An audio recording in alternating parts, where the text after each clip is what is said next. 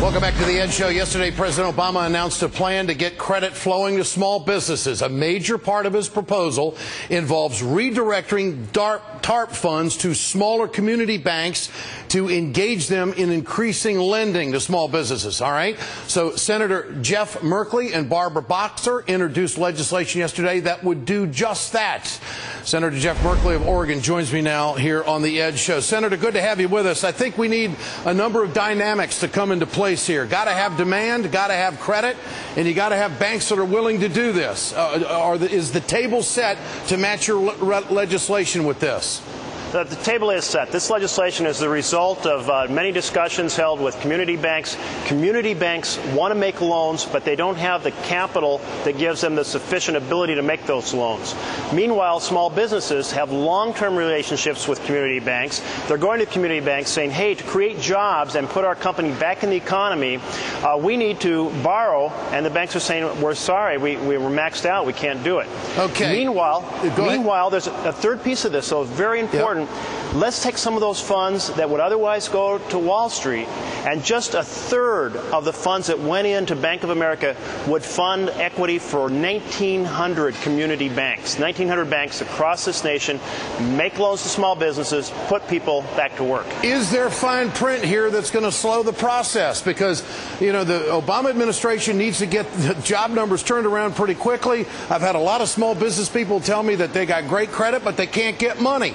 Is this going to alleviate all of that? Well, I don't think there's any magic wand that will alleviate all of it, but it would seriously help what has become a real catch-22. The community banks want to raise capital, but the folks who might invest say, hey, we want to know this community bank is really going to be here in a year. So what this plan does is it puts the community banks through a stress test, gives confidence to the individual investors, then matches those investors dollar for dollar in order to recapitalize these community banks. And I think that would really get rid of a major logjam. Well, how confident are you that these community banks are going to participate in this? There are a number of banks that they don't want anything to do with the TARP money. Life was good. They were making money, not as much as they were before, but they were stable. Why do they want to get involved in this? Well, I think the reason they want to get involved is they want to make money. They make money by making loans. If they don't have enough capital, then they're stuck. So they can raise more capital through this partnership. All right, and that's my next point. Why do they have to raise capital? Why can't the government just guarantee the loan? And why doesn't the government say, look, we're going to give you this money to be the facilitator. We're giving it to you at 3%. You can't charge more than 3.5%. That would really get it going, would it not? Well, here's the thing. If the government simply guarantees the loans, then we lose all the value of the judgment that those community banks have.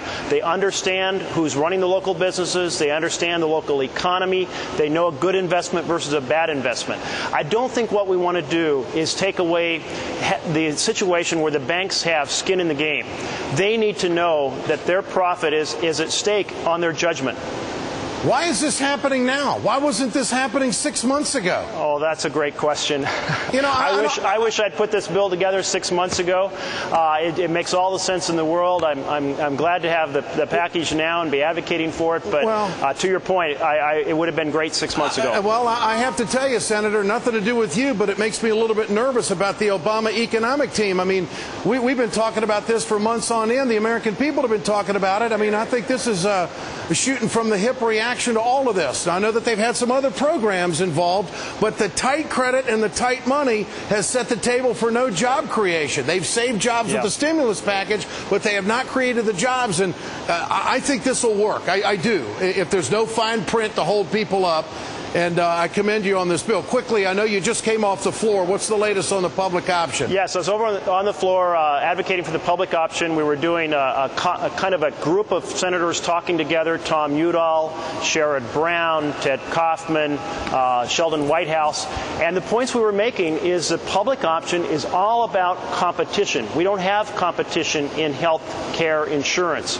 And in addition, therefore, it's about individual choice. Each of us has had dozens and dozens of stories. Do you give it 50-50? Do you give it a 75% chance, a 90% chance? Quickly. 95%. I love it. The momentum is there. We've got to keep pushing. This is so critical to bending the cost curve and giving citizens choice. It's within reach. Senator, great to have you with us tonight. Appreciate your time.